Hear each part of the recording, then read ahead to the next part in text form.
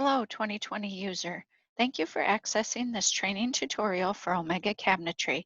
This brief video will show you how to add a Prep for Plumbing drawer modification. In your most recent cabinet catalog, right-click on the cabinet you'd like to add the modification to and go to Attributes.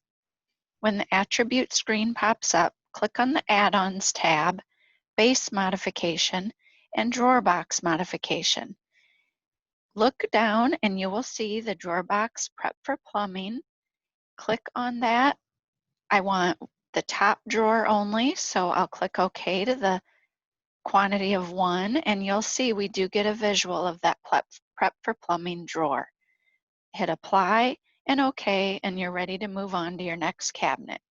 Thank you for your time, and we hope this video was helpful. Please find other videos like this in our collection, and be sure to let us know if there are other 2020 learning topics you would like to see demonstrated in this way. Happy designing!